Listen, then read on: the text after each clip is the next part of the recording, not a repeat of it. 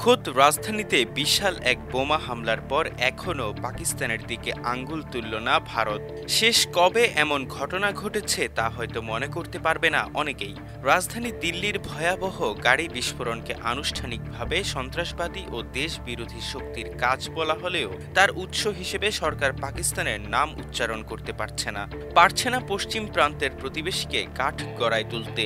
এর চেয়েও বড় কথা, এই ঘটনাকে অ্যাক্ট অব ওয়ার বা ভারতের বিরুদ্ধে যুদ্ধ হিসেবেও জাহির করতে পারছে না নয়াদিল্লি। এতটাই সাবধানী হয়ে উঠেছে বিজেপি শাসিত ভারত। হঠাৎ করেই ভারতের রাজনীতিতে এমন পরিবর্তন কিভাবে সম্ভব হলো, এই প্রশ্ন সকলের মনে। প্রথম আলোতে প্রকাশিত এক প্রতিবেদনে বলা হয়, নয়াদিল্লির এমন অদ্ভুত পরিবর্তনের কারণ হঠাৎ বদলে যাওয়া ভূ রাজনীতি, যা নানা কারণে ভারতের পায়ে বেরি পড়িয়ে দিয়েছে।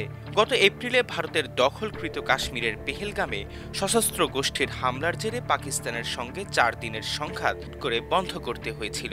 দুই পরমাণু শক্তিধরের সে লড়াই বন্ধের কৃতিত্ব দাবি করেছিলেন মার্কিন প্রেসিডেন্ট ডোনাল্ড ট্রাম্প।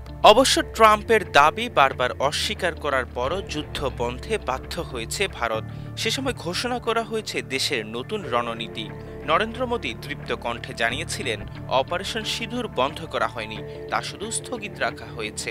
ভবিষ্যতে যে কোনো সন্ত্রাসবাদী হামলাকে ভারত তার বিরুদ্ধে যুদ্ধ বা অ্যাক্ট অব ওয়ার হিসেবে দেখবে। মোদী সরকারের কেন্দ্রীয় মন্ত্রিসভার বুধবারের বৈঠকে দিল্লি বিস্ফোরণকে সন্ত্রাসবাদী ও দেশবিরোধী কাজ হিসেবে চিহ্নিত করা হলেও কিন্তু সেটিকে পাকিস্তানের সন্ত্রাস কিনা সে ব্যাপারে কিছু বলা হয়নি। সন্দেহের তীর জৈশি মোহাম্মদের দিকে হলেও সরকারিভাবে তা কবুল করা হচ্ছে না। লালকেল্লার কাছে গাড়ি বিস্ফোরণে 13 জনের মৃত্যু ও 20 জনের গুরুতর আহত হওয়া, দিকে দিকে বিপুল পরিমাণে বিস্ফোরক উদ্ধারের মতো ঘটনা অ্যাক্ট অব ওয়ার বা যুদ্ধ বলে মানলে স্থগিত রাখা অপারেশন সিঁদুর আবার শুরু করতে হয়। প্রধানমন্ত্রী মোদীকে সিদ্ধান্ত মেনে আক্রমণাত্মক ভূমিকায় নামতে হয়, যা বর্তমান ভূ রাজনৈতিক পরিস্থিতিতে সম্ভব নয়।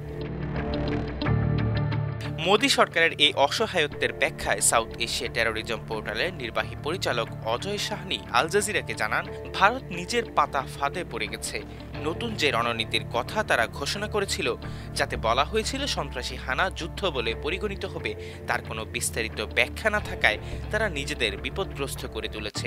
ক্ষুদ্র রাজনৈতিক স্বার্থ হাসিলের লক্ষ্যে ওই বোকা বোকা অবস্থান ঘোষণা করা হয়েছিল বলে তিনি মনে করেন। গত মে মাসের পর ভূ রাজনীতির ক্যানভাস দ্রুত বদলে গেছে।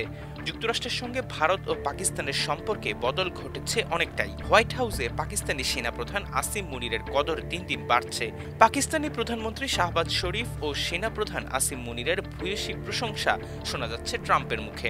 যুক্তরাষ্ট্র ও পাকিস্তানের সম্পর্ক যত বেশি মাখোমাখো হচ্ছে, ট্রাম্পকে ততই এড়িয়ে চলছেন মোদী। যুক্তরাষ্ট্র ছাড়াও ইসলামাবাদের সঙ্গে সম্পর্ক জোরদার করে চলছে তুরস্ক। অপারেশন সিঁদুরের সময় থেকেই তারা পাকিস্তানের পাশে দৃঢ়ভাবে দাঁড়িয়েছে। ভারতের সঙ্গে যুক্তরাষ্ট্রের বাণিজ্য চুক্তি হবে করেও এখনো হয়ে ওঠেনি। দর কষাকষি অব্যাহত। এই পরিস্থিতিতে নতুন সংঘাত শুরু করলে তার মাসুল গুনতে হবে ভারতকে। ভারত তা বিলক্ষণ বুঝতে পারছে। অপরাধীদের কঠোর শাস্তির প্রতিশ্রুতি শোনানো ছাড়া প্রধানমন্ত্রী নরেন্দ্র মোদী, প্রতিরক্ষা মন্ত্রী রাজনাথ সিং ও স্বরাষ্ট্রমন্ত্রী অমিত শাহের এই মুহূর্তে আর কিছুই করার নেই। এত বড় নাশকতা ঘটে গেলেও এই প্রথম পাকিস্তানকে অপরাধী তকমা দিতে পারছে না ভারত। গত 11 বছরের রাজত্বে মোদী সরকার ও শাসক দল বিজেপিকে এতটা অসহায় আগে দেখায়নি।